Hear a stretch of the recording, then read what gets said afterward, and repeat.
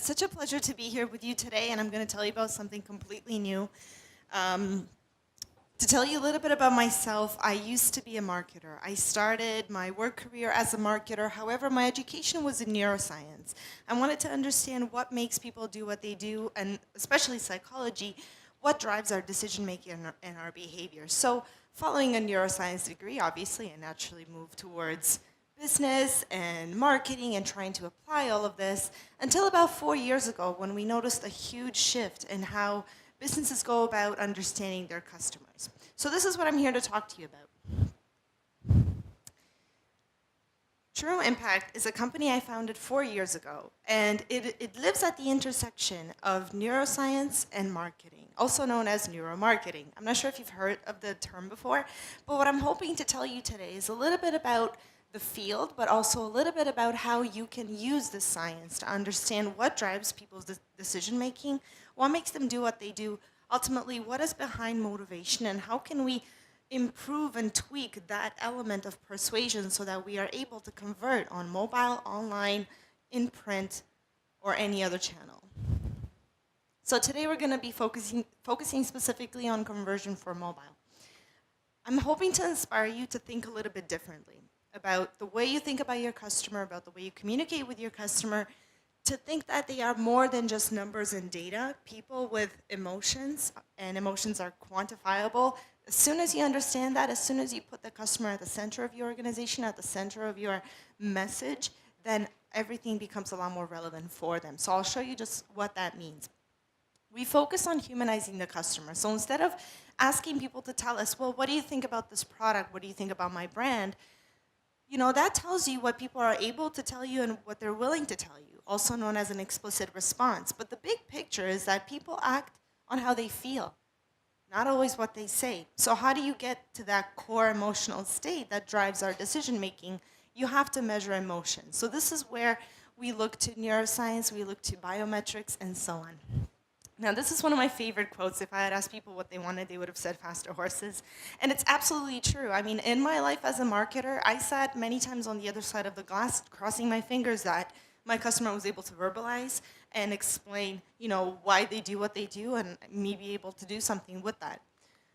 And the challenge with that is that people find it difficult to express exactly how they feel second by second. It's not necessarily, it's just we're not wired for it.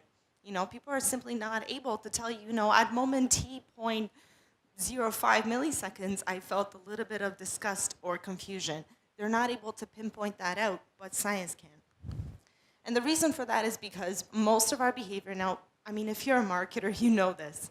Most of your behavior is driven by emotion.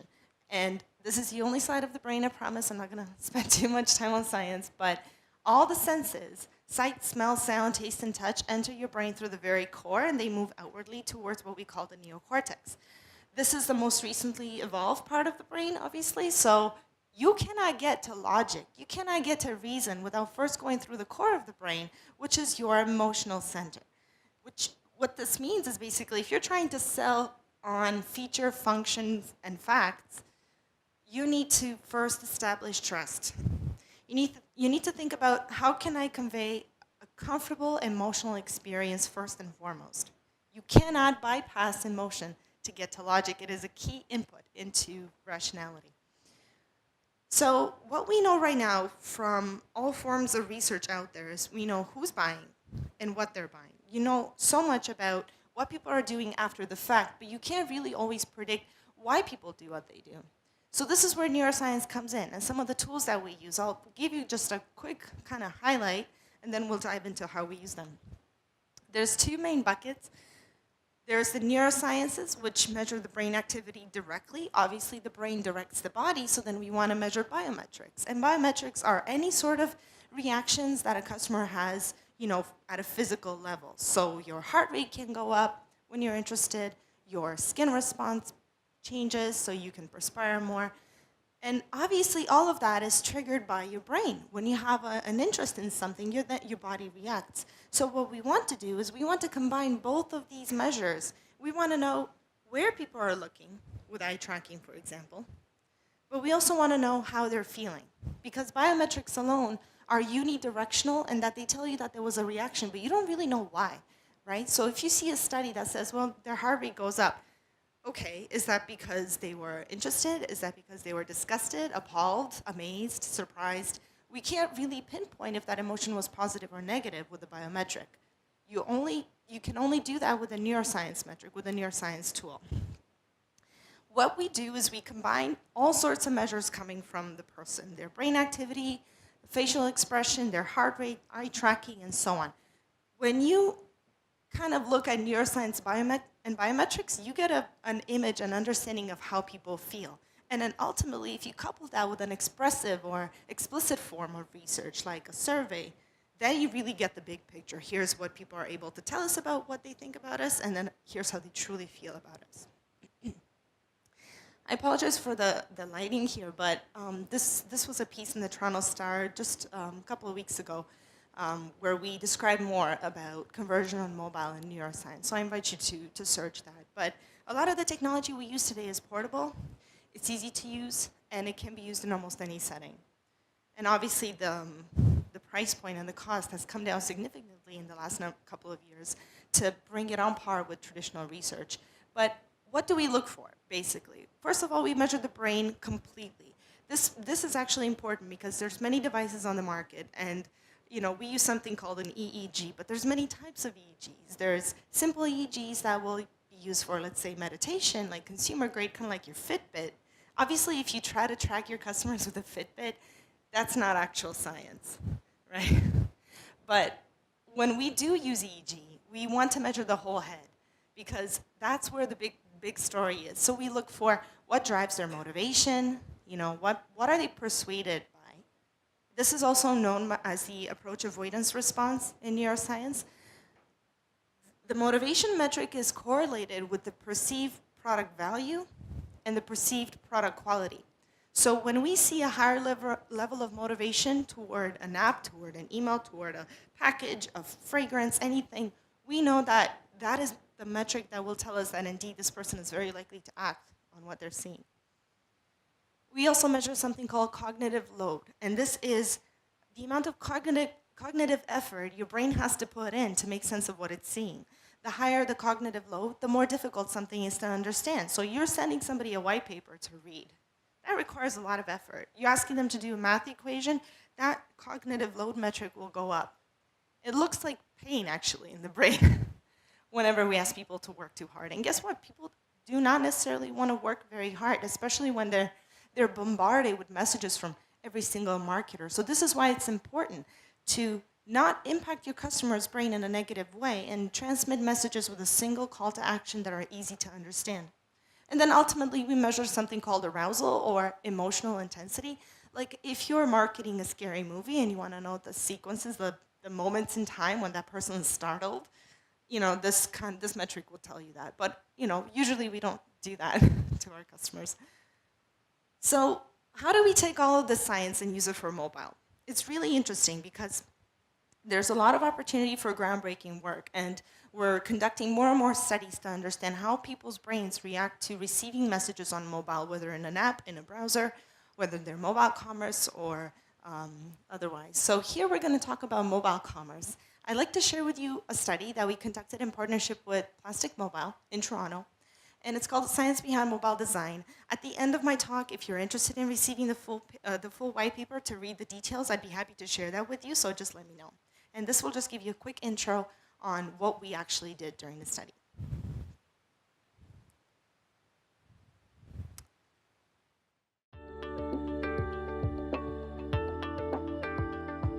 Despite mass adoption of mobile, m-commerce continues to underwhelm. This year, total online spending is forecasted to reach $260 billion, with mobile commerce accounting for a mere $34 billion. The question on everyone's mind is, why? Since mobile design and user experience are invaluable to adoption of mobile apps, we suspected poor experiences might have something to do with it. Unfortunately, users can't always be relied on to identify what design elements might be keeping them from finding what they're looking for. In an attempt to better understand what users respond to in mobile apps, Plastic Mobile and True Impact Marketing joined forces to measure emotion and attention using cutting-edge biometrics and neuroscience technology.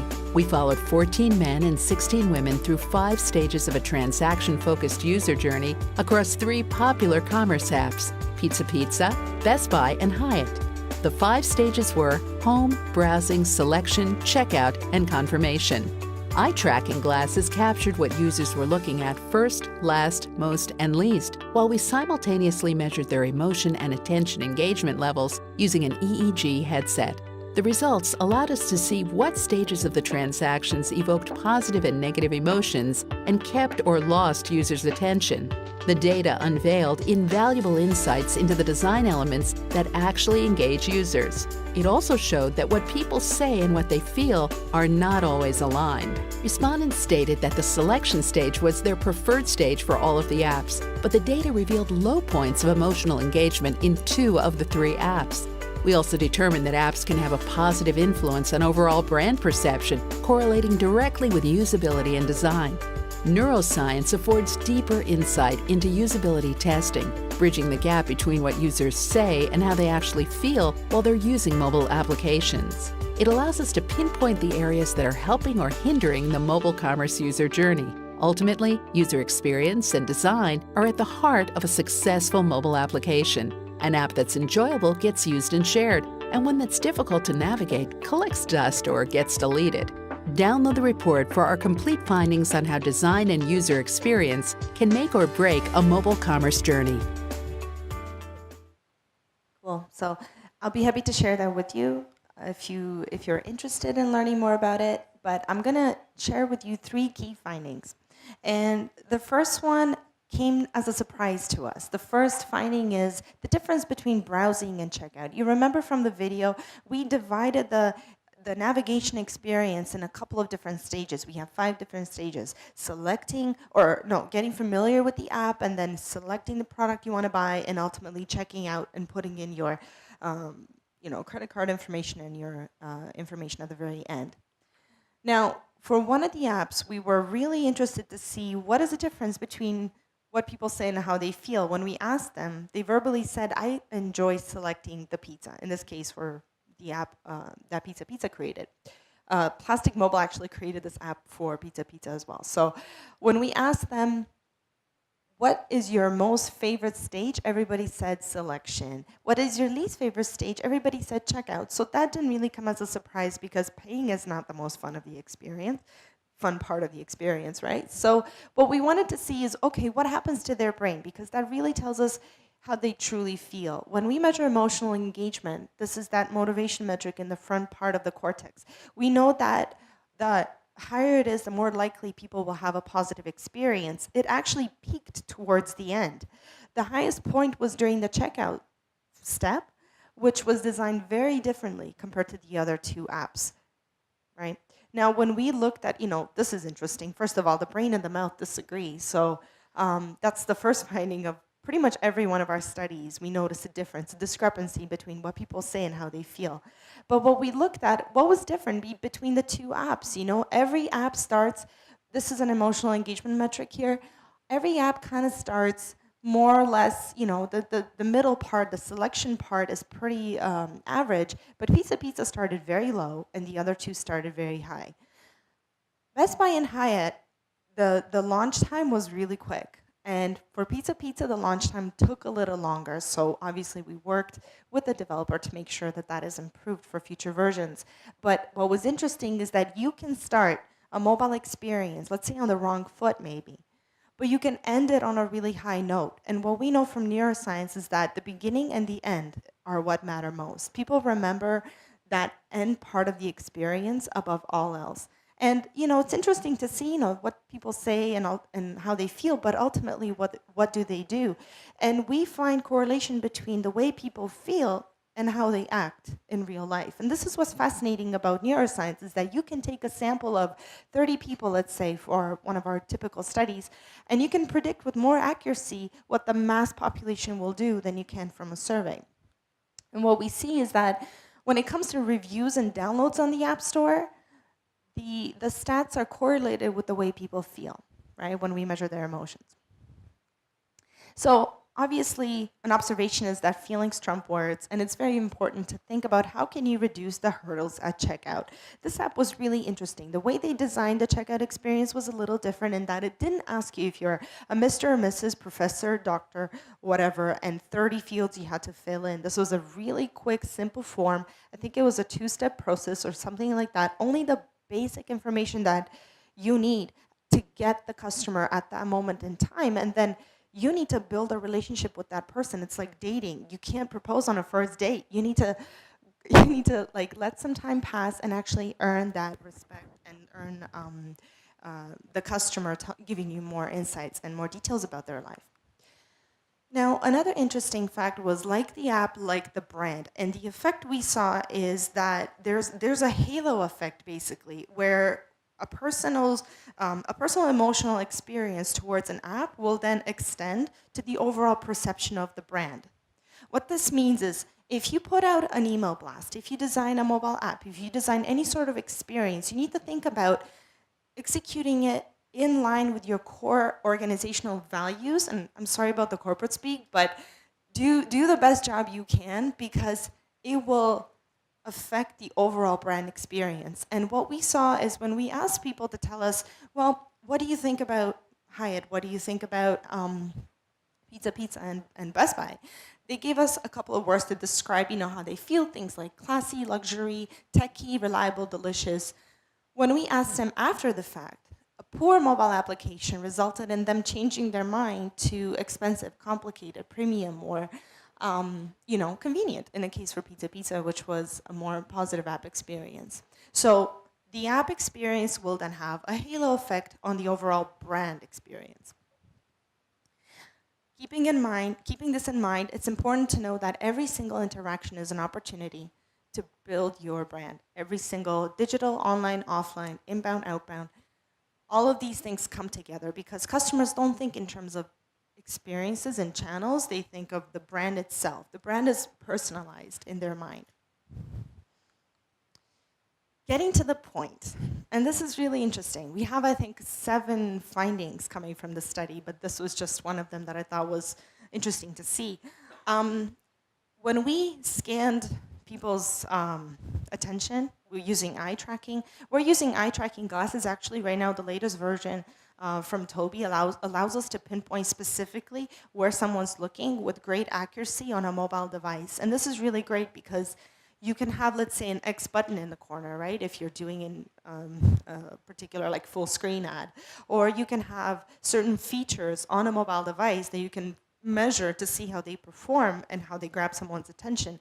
But when it comes to launching an app, the first item that's seen is the product, perhaps the product image and price. And what happens when you're browsing for, let's say, a digital camera on the Best Buy app is you get 253 results.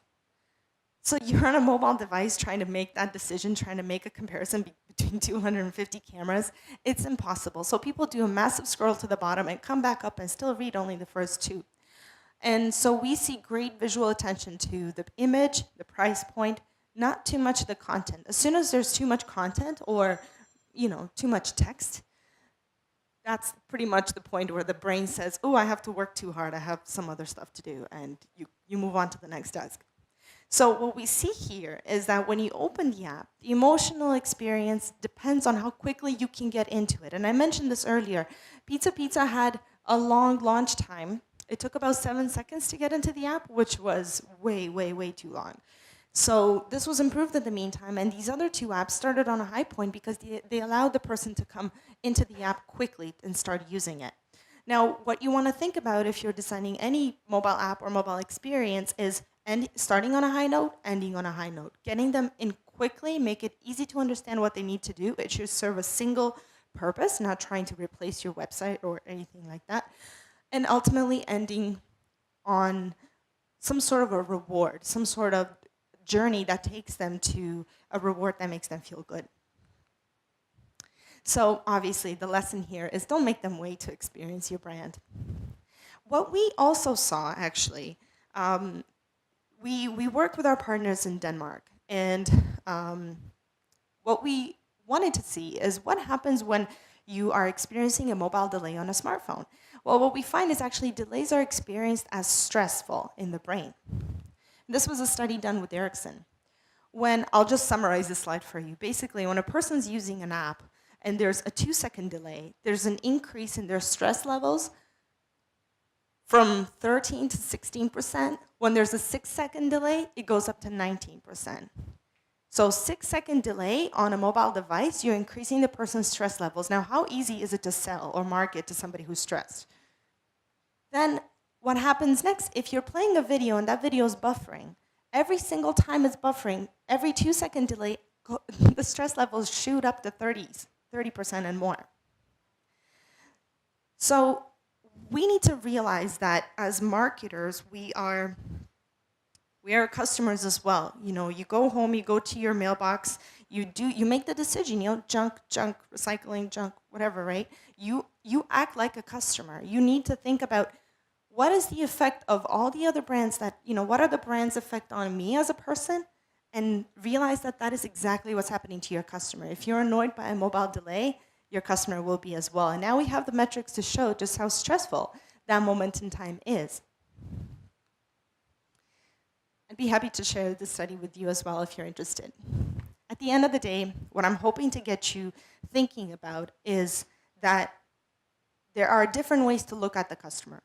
You can ask them, you can guide them, but ultimately their gut feeling reaction will guide what they will do. Just like when you go shopping. You buy what you typically buy. You buy what you bought before because it's familiar, because you trust it.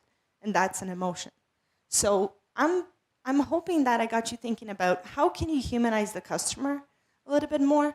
How can you create experiences on mobile and otherwise that ultimately delight them and, more importantly, are meaningful and they add value to their lives? Thank you.